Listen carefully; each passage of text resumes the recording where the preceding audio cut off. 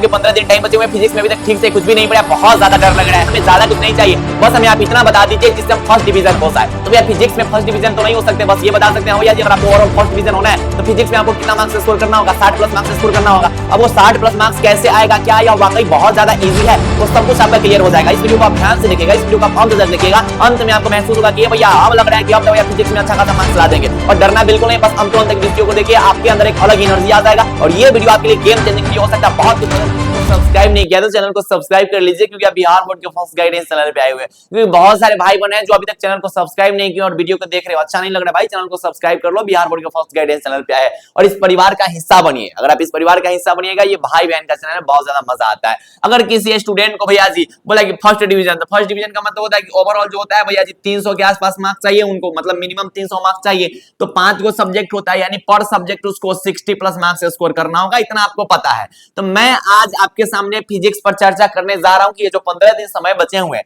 इस 15 दिन में आपको फिजिक्स में क्या क्या चीज करना चाहिए ताकि आप फिजिक्स में 60 प्लस मार्क्स स्कोर कर सकते हैं। और एक बार आप लोग कमेंट में जरूर बताइएगा कि इसके बाद आप किस सब्जेक्ट का वीडियो चाह रहे हैं, उस पर भी वीडियो बहुत जल्द आ जाएगा। अगर आप समझा ध्यान से देखिएगा, अगर फिजिक्स का पेपर होगा भैया जी ऑब्जेक्टिव पूछा जाता है, सब्जेक्टिव पूछा जाता है, प्रैक्टिकल होता है। मैं आपको समझाता हूं, इस बात को ध्यान से समझिएगा। 70 को ऑब्जेक्टिव क्वेश्चन पूछा जाता है, पूरा वीडियो ध्यान से देखिए, एक गेम चेंजिंग वीडियो होने वाला है। 70 को ऑब्जेक्टिव क्वेश्चन पूछा जाता है, उसमें से मात्र कोई 35 को का आपको आंसर देना होता है। मैं आपको क्या बोल रहा हूं कि 70 को में ना मात्र आप 20 को करेक्ट कीजिए। मैं क्या बोल रहा हूं कि 70 को जो क्वेश्चन आपसे बिहार बोर्ड पूछेगा ना, उस 70 को में से मात्र आपको 20 को क्वेश्चन सही करना है। ठीक है भैया, हो जाएगा। और कैसे होगा वो भी मैं बताऊंगा कि कहां से पढ़ाई कीजिएगा तो 20 से ज्यादा क्वेश्चन सही हो जाएगा। मैं आपको ये भी बताऊंगा कि ऑब्जेक्टिव के लिए आपको कहां से पढ़ाई करनी चाहिए, ऑब्जेक्टिव के लिए क्या क्या चीज पढ़ना चाहिए, जिससे आप 20 प्लस क्वेश्चन सॉल्व कर दीजिएगा। अगर मैं बात करूं सब्जेक्टिव का, तो सब्जेक्टिव में शॉर्ट टर्म क्वेश्चन पूछे जाते हैं, जिसको भैया जी लघुत्तरीय प्रश्न बोला जाता है। ये 20 को क्वेश्चन पूछा जाता है, इस 20 में से बनाना तो 10 को रहता है। लेकिन मैं आपको क्या बोल रहा हूं कि ठीक है, अंतिम समय में कुछ नहीं पढ़े हो तो ज्यादा डरो नहीं, बस 20 में से तो उन लोग को 6 को क्वेश्चन बनाना है, आराम से बन जाएगा, कोई बड़ा बात नहीं है। 20 को क्वेश्चन में से मात्र आपको 6 को क्वेश्चन बनाना है, यानी कि 6 क्वेश्चन अगर आप बनाते हैं तो 2 नंबर वाला जो क्वेश्चन होगा वो आपको 12 मार्क्स दे देगा। हाँ भैया, यहां से तो 12 मार्क्स आपका आ जाएगा।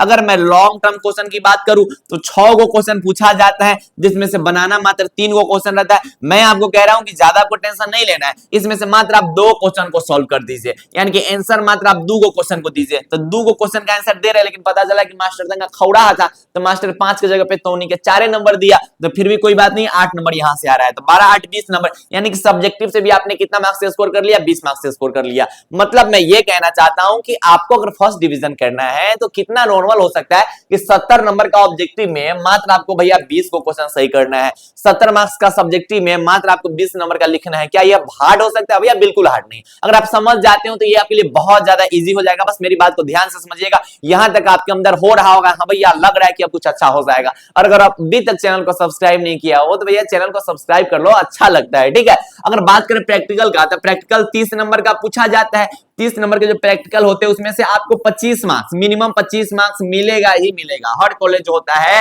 वो 25 मार्क्स के आसपास देता ही देता है। यानी कि मैं आपके रिजल्ट की बात करूं तो यानी कि आपका जो रिजल्ट हो जाएगा वो कैसा हो जाएगा कि 20 मार्क्स आपने ऑब्जेक्टिव में स्कोर किए, 20 मार्क्स आपने सब्जेक्टिव में स्कोर किए और 25 मार्क्स आपने आपको प्रैक्टिकल मिला। यानी कि ओवरऑल जो आपका मार्क्स है वो 65 मार्क्स के आसपास आ रहा है। हम मान लेते हैं कि इसमें मास्टर साहब जो है ना हैंडराइटिंग में 5 नंबर और काट लिए, कोई बात नहीं भैया जी, फिर भी मेरा 60 नंबर तो आ रहा है। मैं ये कह रहा हूं कि आप अपना टारगेट क्यों बदल रहे हैं, क्यों आप डर रहे हो कि भैया फिजिक्स में क्रॉस लग जाएगा, आप क्रॉस के बारे में सोच रहे हो। अरे इतना नॉर्मल हो सकता है, इतना इजी हो सकता है। आप सोचिए कि इतना ज्यादा नॉर्मल है अच्छा खासा मार्क्स लाना। अगर आपने अभी भी ठीक से कुछ नहीं पढ़ा है तो 15 दिन में भी आप इतना मार्क्स ला सकते हैं। यानी कि मैं आपसे ये कहना चाहता हूं कि जो फिजिक्स का पेपर होता है वो 70 नंबर का ऑब्जेक्टिव होता है और 70 नंबर का सब्जेक्टिव होता है। 140 नंबर का जो पेपर होता है, इस 140 नंबर के पेपर में मात्र आपको 40 नंबर लाना है। क्या आप नहीं ला दीजिएगा? भैया बिल्कुल ला दीजिएगा। अब करना कैसे, ध्यान से समझिएगा।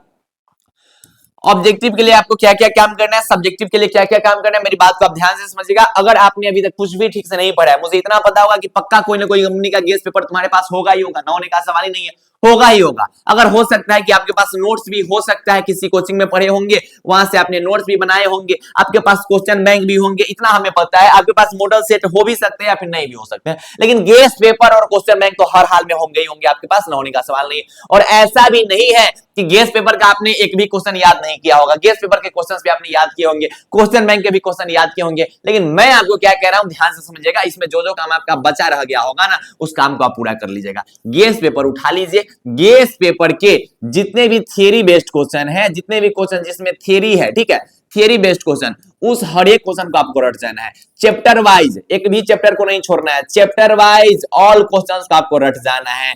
किस चीज से भैया जी? गेस पेपर से। गेस पेपर आपके पास जिस भी कंपनी का, जहां तक आपने कंप्लीट किया है अच्छी बात है, उसको भी बार बार रिवीजन करते रहिएगा, लेकिन आगे जो भी गेस पेपर में चैप्टर्स बचे हुए हैं, उस हर एक चैप्टर्स के हर एक क्वेश्चन को रट जाइएगा। बस थियरी बेस्ड क्वेश्चन यानी कि न्यूमेरिकल क्वेश्चंस को आपको स्किप कर देना है। तो गेस पेपर एकदम चिवा देना पूरा अच्छा से। उसके बाद अगर आपने नोट्स बनाया है, अगर आपने नोट्स बनाया है, आप किसी कोचिंग में पढ़ के आपने नोट्स बनाया है, तो उस नोट्स में मास्टर साहब जरूर आपको पढ़ाए होंगे, तो इंपॉर्टेंट पॉइंट्स वगैरह या फिर इंपॉर्टेंट टॉपिक्स वगैरह हाईलाइट किए होंगे। अगर ये है तो अच्छी बात है, अगर नहीं है तो फिर डरने की कोई बात नहीं है। नोट्स नहीं है तो ज्यादा डरो नहीं, कोई बात नहीं है, मैं आपको और समझा रहा हूं। अगर है तो उस नोट्स में जो इंपॉर्टेंट टॉपिक्स होंगे ना, उस इंपॉर्टेंट टॉपिक्स को रेगुलर रिवीजन करते रहना है। क्या करना है भैया जी? रिवीजन करते रहना है। और रिवीजन कैसा होना चाहिए भैया जी? रेगुलर बेसिस पे आपका रिवीजन होना चाहिए। उसके बाद की मैं बात करूं तो क्वेश्चन बैंक पे आप आइए। क्वेश्चन बैंक कम से कम ऑब्जेक्टिव के लिए 2019 से उठाना और 2024 तक का जितना भी ऑब्जेक्टिव क्वेश्चन है, जितने भी क्वेश्चन अभी तक पूछे गए हुए हैं, उस हर एक क्वेश्चन को आपको रट जाना है। जितने भी ऑब्जेक्टिव क्वेश्चन अभी तक पूछे गए हुए हैं क्वेश्चन बैंक में 2019 से लेकर 2024 तक के हर एक क्वेश्चन को आपको क्या करना है? रट जाओ, याद कर जाओ, कुछ भी कर जाओ। गेस पेपर को भी रट जाओ, याद कर जाओ, समझ जाओ, मतलब कुछ भी करना है लेकिन कंप्लीट हो जाना चाहिए। ये काम इसमें से हमें पता है कि क्वेश्चन बैंक भी कुछ ना कुछ आप पढ़ रखे होंगे, बताना है कि भैया पढ़ रखे हैं, और गेस पेपर भी कुछ ना कुछ पढ़ रखे होंगे। तो जो चीज बचा हुआ है उसके साथ आपको ये काम करना है। अगर टाइम बचे तो अंतिम समय में जो बिहार बोर्ड ने इंटरनेट वाला मॉडल सीट जारी किया है, उसको एक झलक आप देख लीजिएगा। अगर टाइम बचे तो, अगर नहीं बच रहा है तो कोई बात नहीं, लेकिन बच जाएगा टाइम।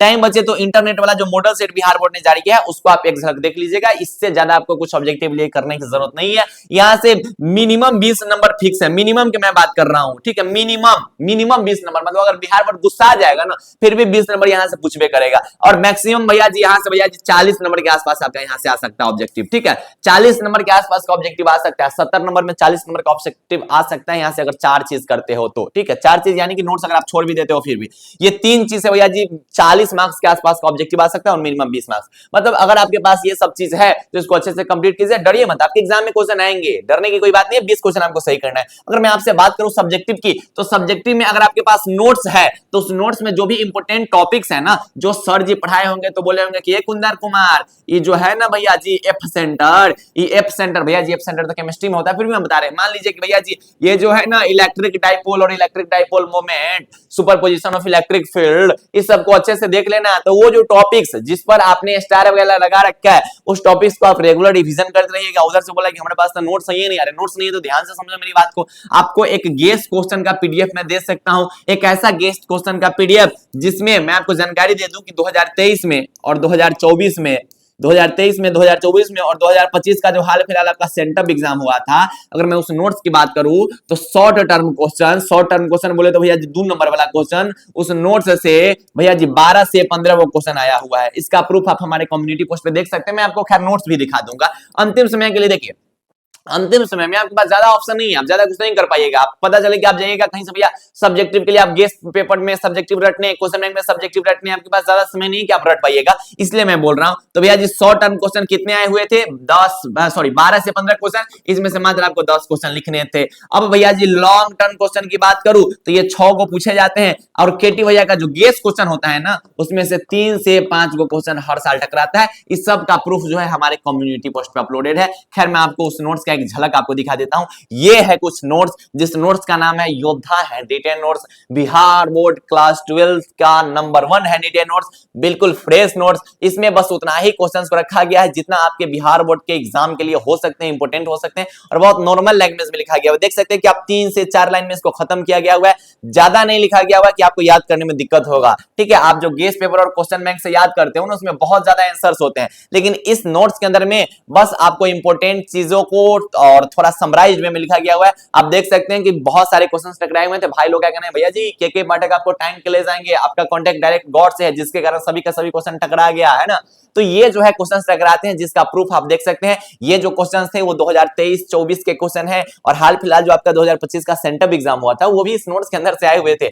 बहुत बेहतरीन नोट्स है, बहुत शानदार नोट्स है। यहाँ पर स्टूडेंट्स का रिएक्शंस वगैरह है, ये सभी के सभी नोट्स टकराए हुए हैं। तो आप चाहे तो इस नोट से आप अपनी तैयारी को बहुत बेहतरीन कर सकते हैं। आप कुछ देख सकते हैं कि कितना फ्रेश और कितना बिल्कुल बहुत शानदार हैंड रिटेन नोट्स है। इस नोट से बिहार बोर्ड के हजारों भाई बहन पढ़ाई कर रहे हैं। तो सब्जेक्टिव के लिए अगर आपके पास नोट्स है तो अच्छी बात है, अगर आपके पास नोट्स नहीं है तो सबसे बेहतरीन हो सकता है अंतिम 15 दिन में भी इसको छपवा के इसका क्वेश्चन आप चिपा जाइएगा, रट जाइएगा। डायरेक्ट आपको बोर्ड एग्जाम में देखने को मिलेंगे। 2025 में पूरा का पूरा क्वेश्चन जो होगा योद्धा नोट्स के अंदर से आएगा। खैर पढ़ाई अच्छे से करते रहिएगा, और अंतिम समय में ज्यादा कुछ नहीं समझ में आ रहा है तो मैं आपको सच्ची बोल रहा हूं कि नोट्स ऐसा नहीं कहेगा कि बेचने के लिए बोल रहा है, ऐसा कोई बात नहीं है, ठीक है। ऐसा कोई बात नहीं है, आपके ऊपर डिपेंड करता है, ठीक है। लेकिन हाँ, अगर आपको अच्छा खासा रिजल्ट चाहिए, अगर आपको बेहतरीन रिजल्ट चाहिए, अंतिम समय में कुछ आपने नहीं पढ़ा है, तो जब कुछ नहीं पढ़ा है तो सबसे बेहतरीन हो सकता है भैया जी योद्धा नोट्स आप ले लीजिए। अच्छा खासा हो जाएगा आपका मार्क्स, अच्छा खासा मार्क्स आ जाएगा, अच्छा बहुत बेहतरीन मार्क्स आ जाएगा। तो पढ़ाई अच्छे से करते रहिएगा, और 2025 के एग्जाम में जितने भी क्वेश्चन होंगे वो सभी के सभी क्वेश्चन होंगे योद्धा नोट्स के अंदर से आएंगे, ठीक है। तो पढ़ाई करते रहिए। बाय बाय, टेक केयर, जय हिंद, लव यू ऑल।